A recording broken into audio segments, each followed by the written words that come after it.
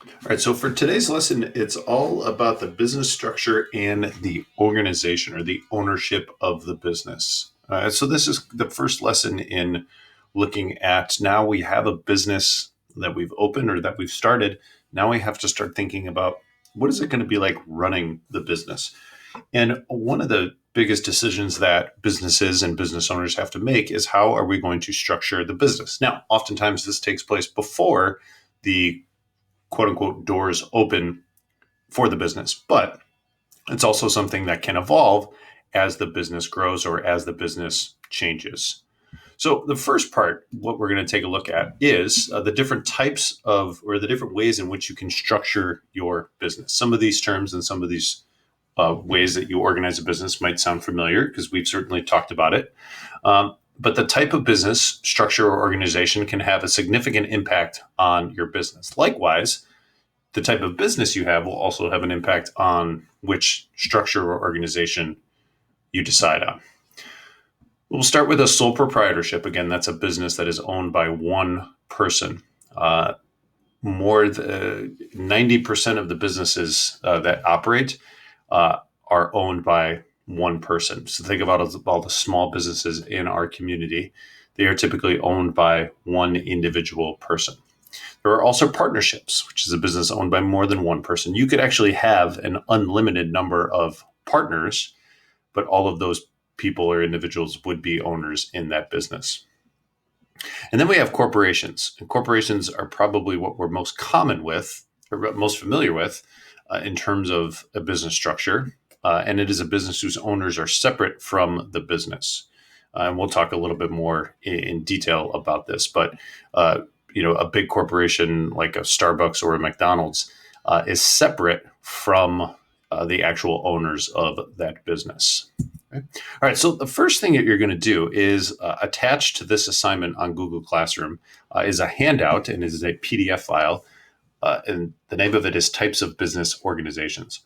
So what you're going to do is you're going to read over that handout. That'll give you a little bit more information on these three types of business structures. And then you're going to fill in the T-charts with the advantages and disadvantages of each. Now, this assignment is also posted on Google Classroom. And this assignment is titled Lesson 4.1, Who Owns the Business? So that's the first step. So go ahead and pause the video and read over that handout about the different types of business organizations and fill in those charts. And then when you're done, you come back to this video and fill in the rest of your notes there on the second page. So go ahead and pause the video and get started on the types of business organizations.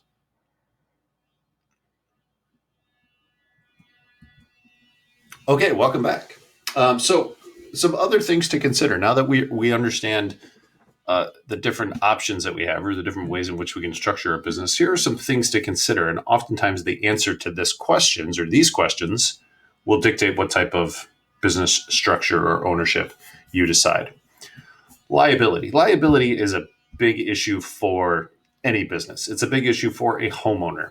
Liability is all about the amount or the level for which you could potentially be on the hook for.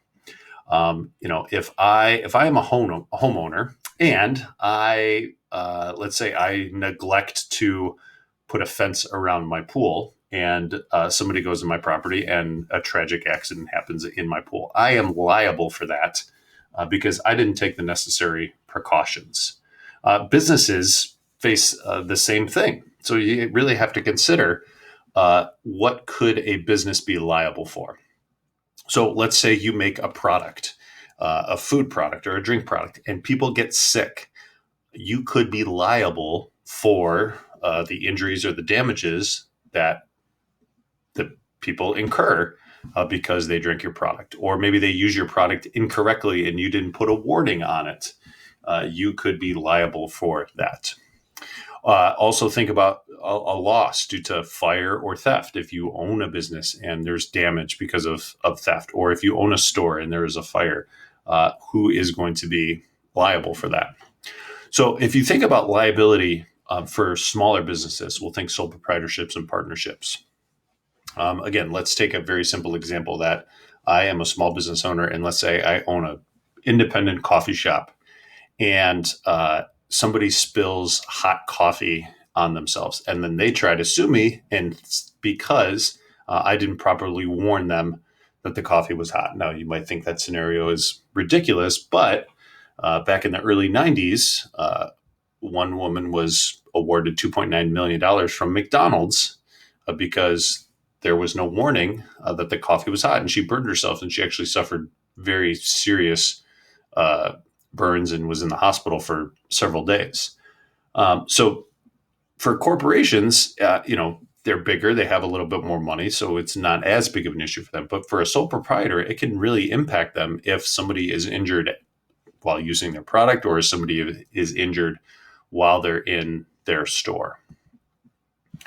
Next thing we need to consider is finance.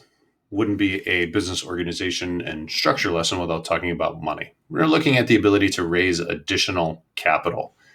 Again, the business has already started, so we've taken care of getting or going through kind of that first round of funding in our startup costs. So we know what that is. But now the business is expanding, or maybe we're struggling in areas and we need to raise additional capital. Now, a corporation, something like McDonald's or the Coca-Cola Company, can just go out and issue stock and say, who would like to own a piece of this company?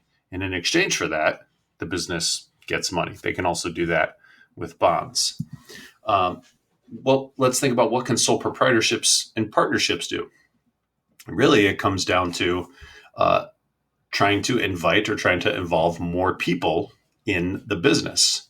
And sometimes that's difficult because individual owners are typically limited to the amount of capital that they can contribute to a business.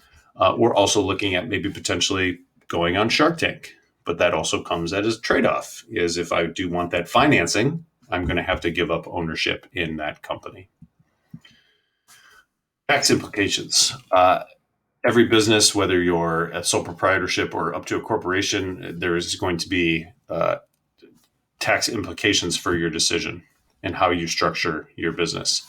So if you're a sole proprietor or partnerships, they pay individual income tax on their company's earnings, which means if I have, if I start Mr. Whalen's coffee shop, I'm going to pay taxes on that at an individual rate. Corporations are taxed as a separate entity. Now, here's where kind of the main differentiator comes in, is if I'm a corporation, let's take McDonald's, for example, and McDonald's makes a profit, right? The bottom line. We talked about the income statement. If they have money in their income statement, they have to pay income tax on that. Now, let's say me, Mr. Whalen, owned a couple of shares in McDonald's. So I was technically an owner. And McDonald's paid me a share of their profits, which are typically called dividends. I would have to pay taxes on that. So not only are they taxed on the income earned in their business, but owners are also taxed on any dividends or profits that they received. So oftentimes on Shark Tank, we see that once they become part owners of this business, that's great. If that business makes money, they're going to have to go ahead and pay taxes. But the owners, if they take any share of the profits, will also have to pay taxes as well. And then lastly, think about the life of the business. This is kind of the dark side of thinking about, the exit strategy for a business is what happens when the business or a business owner dies. Oftentimes, the sole proprietorships and partnerships, they often cease to operate with the passing of the owners. They can certainly be passed on to family members, or if somebody would want to buy the business. But there's a lot of research and a lot of studies shown that sole proprietorships do not often last beyond kind of the second generation. Corporations will exist in perpetuity, and they have kind of an unlimited lifespan. We'll go back to the example. Let's say, again, I owned stock in McDonald's and I owned 100 shares. If I die, I'm an owner of the business. However, McDonald's as a separate entity will continue to exist in perpetuity. All right. So we'll give you guys probably about 25 minutes or so to complete the notes from this video. Once we're done with that, we'll bring everybody back together. You'll be assigned a breakout room, and we'll have some scenarios And you'll be working in groups where you'll make recommendations about which organizations are best given the scenario. And now that we understand a little bit more about the different types of business organizations.